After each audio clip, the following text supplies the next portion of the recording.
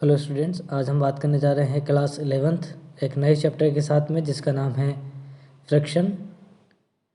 Friction क्या होता है? पहली चीज़, एक छोटा सा एग्जांपल देखते हैं कि हमने बहुत सारे हमारी डेली लाइफ के अंदर बहुत सारे ऑब्जर्वेशन किए हैं। जैसे कि एक बॉल जो है एक फ्लोर के ऊपर रोल कर रही है ना। फिर कुछ दूरी तय करने के बाद में वो क्या करती है, अपनी स्पीड को कम कर लेती है और थोड़ी देर के बाद वो रुक जाती है। इसी तरह आपने बहुत सारे एग्जाम्पल देखे होंगे, जैसे कोई कार चल रही है और कार को यदि हमने उसका इंजन बंद कर दिया तो कुछ समय के बाद में जो कार है वो थोड़ी दूर चलने के बाद में अपने आप रुक जाती है ना। लेकिन जब हमने पहले क्लासों में पढ़ा था कि न्यूटन का एक लॉ था जिसके अंदर कहा गया था कि कोई भी चीज़, कोई भी एक बॉडी है जो यदि किसी एक डायरेक्शन में चल रही है तो वो कभी भी नहीं रुकती जब तक कि उसके ऊपर एक कोई एक्सटर्नल फोर्स अप्लाई न किया जाए। या कोई ऐसी बॉडी है जो चल रही है वो कभी नहीं रुकेगी जब तक उसके ऊपर कोई एक्सटर्नल फोर्स अप्लाई न किया जाए। या कोई रुकी हुई ऑब्जेक्ट है या रुका हुआ कोई बॉडी है तो उसके ऊपर वो तब तक मूव नहीं करेगा तब तक कि जब तक हम उसके ऊपर एक्सटर्नल फोर्स नहीं लगाएं, है ना। तो ये क्या है, एक न्यूटन का लॉ था।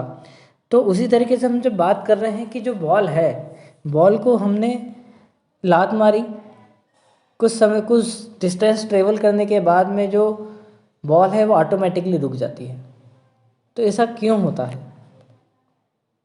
तो यहाँ पे हम बताएंगे कि एक बॉल को रोकने के लिए एक ऐसा फोर्स फ्लोर के थ्रू, सरफेस के थ्रू बॉल के ऊपर एक ऐसा फोर्स लग रहा है जो उसको क्या कर रहा है, रोकने की कोशिश कर रहा है। तो ये जो फोर्स होगा, जो उसकी स्पीड को, जो उसकी डायरेक्शन के अपोजिट जो फोर्स लग रहा है, जो उसको रोकने के लिए लग रहा है, वो फोर्स कहलाता है फोर्स ऑफ फ्रिक्शन या फ्रिक्शन कहलाएगा सिंपल लैंग्वेज में, है ना। हम एक और एग्जांपल की बात कर रहे हैं। जैसे कि आपने देखा होगा कि एक बस खड़ी हुई है, हम उसे धक्का लगा दें लेकिन वो अपनी जगह से हिल नहीं रही, ना ही उसके अंदर कोई भी मूवमेंट उसके अंदर नहीं हो रहा है ना। क्यों, ऐसा क्यों हो रहा है? क्योंकि पहली चीज़ की जो सरफेस से उस जो बस है, उस बस को रोकने के लिए जो फोर्स लग रहा है, रोकने के लिए मतलब कि उसको मूवमेंट ना हो, उसके लिए उसके अंदर मूवमेंट ना हो, उसके लिए एक फोर्स लग रहा है। और जो फोर्स है और आपने जो फोर्स लगाया है, वो दोनों जो फोर्स हैं वो अपोजिट डायरेक्शन में है और वो ज़ीरो है।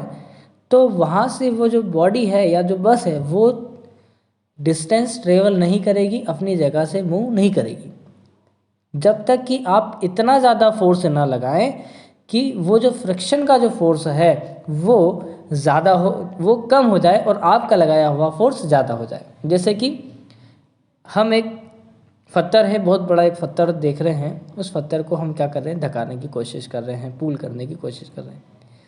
जैसे हम उसको पुश करने की कोशिश कर रहे हैं तो आप देखेंगे कि वो आपके अकेले के फोर्स से नहीं, जगह चेंज नहीं कर रहा, मूव नहीं कर रहा है। तो आपने क्या किया, दो लोग मिलके उन दोनों को क्या करने लगे, हम पुश करने लगे।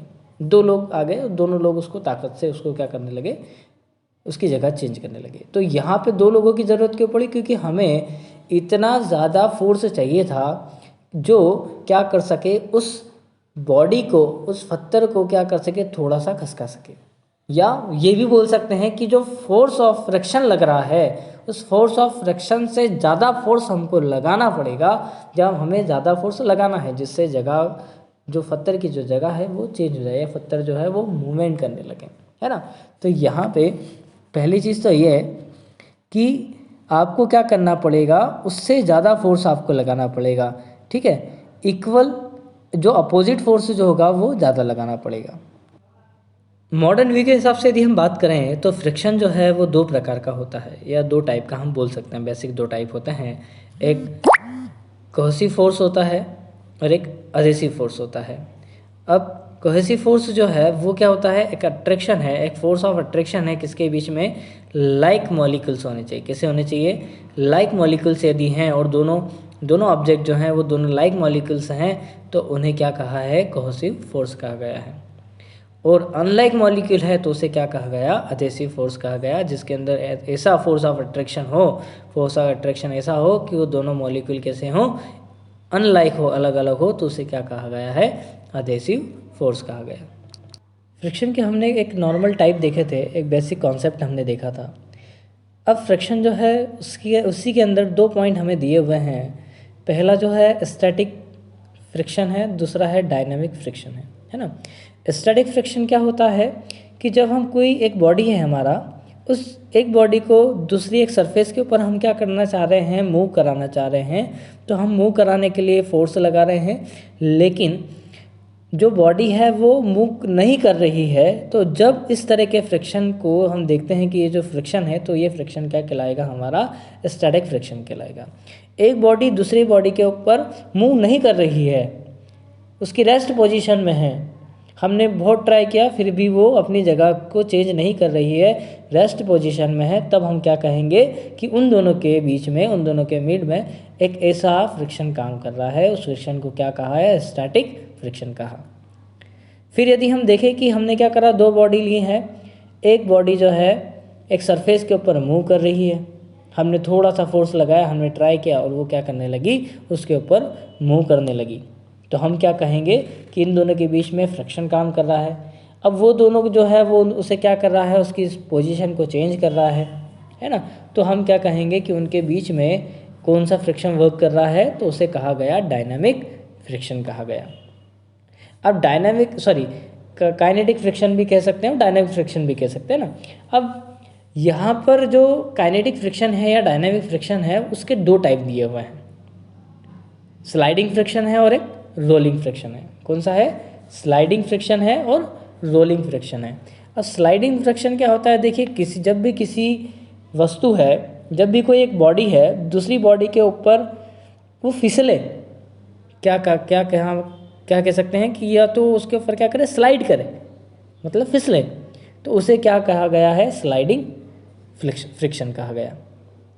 और रोलिंग फ्रिक्शन की यदि हम बात करें तो क्या है कि जब एक सरफेस के ऊपर कोई दूसरी बॉडी क्या कर रही है, रोल कर रही है, लुढ़क रही है या घूम रही है ना, जो गेंद को लुढ़काते हैं ना उस टाइप से, तो उसे क्या कहा है, रोलिंग फ्रिक्शन कहा गया। जो क्या करता है, उसके ऊपर रोल करेगा, घूमता हुआ रहेगा। जैसे कि हम गेंद को क्या कर रहे हैं, गेंद को हम फ्लोर के ऊपर फेंक रहे हैं, तो लुढ़कती हुई वो क्या कर रोल होती हुई क्या करती है, दूसरे पॉइंट तक चली जाएगी।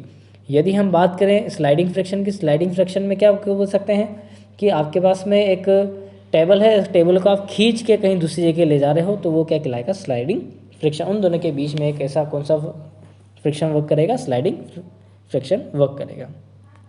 स्लाइडिंग फ्रिक्शन जो है इसकी वैल्यू जो है वो ज़्यादा होती है, स्लाइडिंग फ्रिक्शन की जो वैल्यू है वो ज़्यादा होती है, किसके कंपेयर में, रोलिंग फ्रिक्शन के।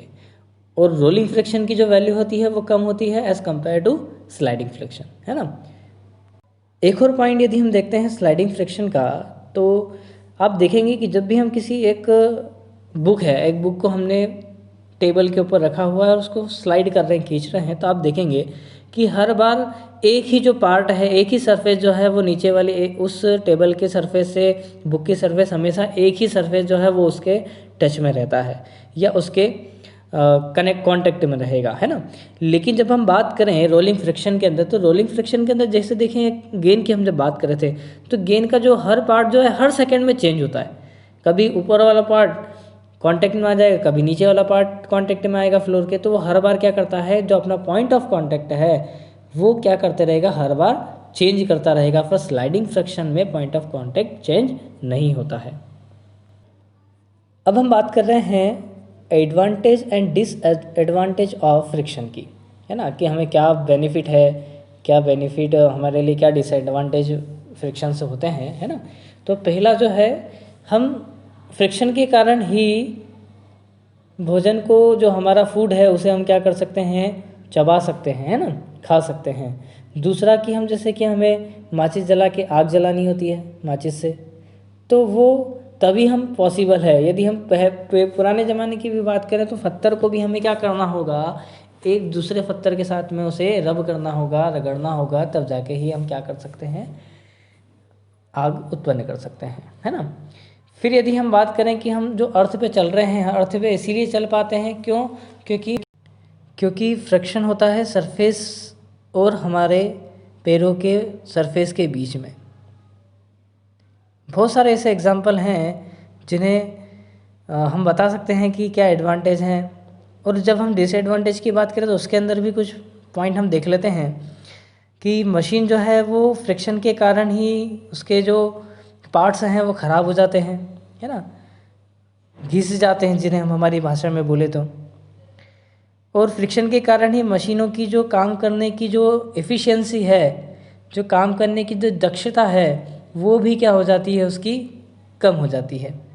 एक मशीन है जो हमेशा काम कर रही है, 5 साल 10 साल 15 साल तक काम करेगी और फिर वो क्या हो जाएगा, उसके अंदर उसके काम करने की जो ताकत है वो क्या हो जाएगी, कम हो जाएगी। फिर यदि हम बात करें अगले पॉइंट की, तो जैसे कोई मशीन है जब हम उसे एनर्जी देते हैं, इलेक्ट्रिक एनर्जी देते हैं, तब वो पूरी की पूरी जो एनर्जी है वो इलेक्ट्रिक एनर्जी को मैकेनिकल एनर्जी में कन्वर्ट नहीं कर पाता है, जिसके कारण आपने देखा होगा कभी कभी मशीन चलते चलते गर्म हो जाती है।